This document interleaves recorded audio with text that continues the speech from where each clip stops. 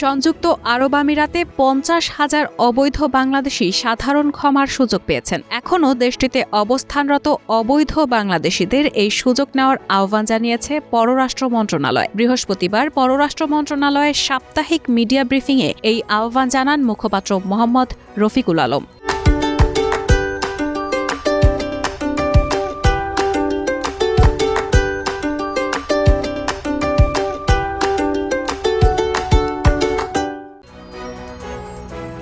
রফিকুল আলম বলেন, অবৈধ বিদেশি কর্মীদের জন্য সংযুক্ত আরব আমিরাতের সরকার চলতি বছরের 1 জুলাই থেকে 31 ডিসেম্বর পর্যন্ত সাধারণ ক্ষমা ঘোষণা করেছেন। এ সময়ে দেশটিতে অনিয়মিত কিংবা অবৈধ হয়ে পড়া কর্মীরা নতুন কাজে নিয়োগ লাভের সুযোগ পেয়ে বৈধ হয়েছেন। সংযুক্ত আরব আমিরাতের কর্তৃপক্ষের থেকে প্রাপ্ত তথ্য অনুযায়ী ইতোমধ্যে 50,000-এর বেশি বাংলাদেশি এই সাধারণ ক্ষমার সুযোগ গ্রহণ করেছেন।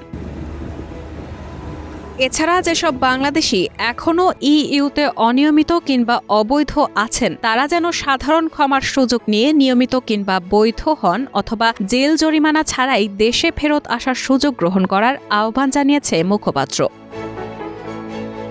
বাংলাদেশিদের জন্য আমিরাতের ভিসা খোলার বিষয়ে মুখপাত্র বলেন, আমিরাতে বিভিন্ন সময়ে তাদের ভিসা নীতি পরিমার্জন করে থাকে। এটা সম্পূর্ণ তাদের বিষয়। জুলাইয়ের আগে থেকেই আমিরাত বাংলাদেশিদের জন্য ভিসা নীতি পরিবর্তন করে। জুলাইয়ের পর তাদের ভিসা নীতি আরও কঠিন হয়েছে বলে মনে হচ্ছে। যদিও আমিরাত সরকার এ বিষয়ে আনুষ্ঠানিকভাবে কিছুই বলেনি, তবে যেসব ক্যাটাগরিতে বাংলাদেশিদের ভিসা পেতে সমস্যা হচ্ছে তা আমিরাত কর্তৃপক্ষের সামনে তুলে ধরা হচ্ছে। তারা বিবেচনা করবেন বা খতিয়ে দেখবেন বলে আশ্বাস দিয়েছেন।